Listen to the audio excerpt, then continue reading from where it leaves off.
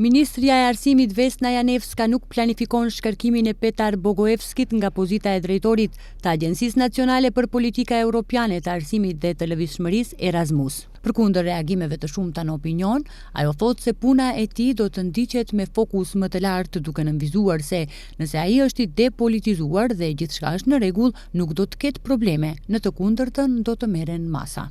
Nuk do të mund të komentoja punën e një drejtori të emëruar para 1 ose 2 ditësh, por partitë politike kanë pjesë në funksionimin e qeverisë, por kur vendosim funksionar, vendosim që të jetë jo partijak, ta kryej punën për të cilën janë vendosur.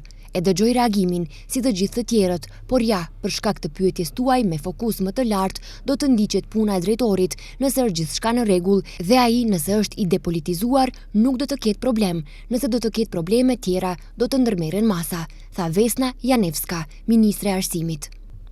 Ministri i Çështjeve Europiane Orhan Murtezani tha se procesi i emërimit të Bogojevskit duhet të ishte më i kujdesshëm. Ai nënvizoi se ndan shqetësimet e njëjta me opinionin dhe të njëjtat janë bartur në qeveri, por mbetet të shihet se si do të veprohet më tej. Ne si ministri për çështje evropiane nuk kemi kompetenca mbi atë agjenci, as me menaxhimin e asaj e as me emërimin e drejtorit.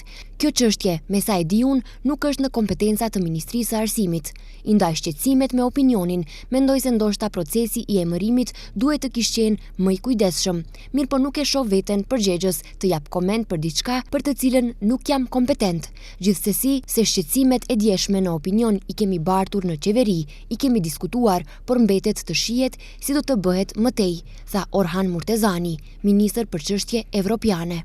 Nga LSDM thonë se emërimi i Bogojevskit është skandaloz dhe i papranueshëm. Ai sipas socialdemokratëve ka histori të dokumentuar të sjelljes fyese dhe diskriminuese dhe të gjuhës së urrejtjes. Komentet e tij janë degraduese, seksiste, diskriminuese, albanofobe, raciste, gjë që është e papranueshme për cilin do bartës të një funksioni, thonë nga LSDM.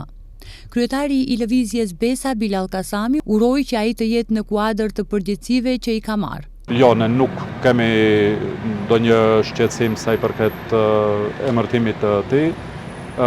Nëse bëhet fjalë për një institucion që ndërlidhet me fondet europiane, ne dim që ka pasur më herët të shkarkuar një drejtor për shkak të keqpërdorimit, kështu që ne urojmë që ai të jetë në kuadër të përgjegjësive që i ka marrë institucionale.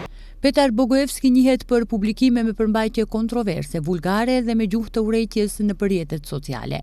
I njëjti është përballur dhe me padi penale për gjuhë të urrejtjes ndaj shqiptarëve, me publikime dhe analiza fyese për historinë e shqiptarëve dhe aftësitë e tyre intelektuale. Disa nga postimet e tij në rrjetet sociale janë të mbushura me gjuhë të urrejtjes, që është vepër e dënueshme sipas kodit penal, në kulmin e frikës dhe paqartësisë pas zhdukjes së 15 vjeçares. Vanja Gjorgjevska.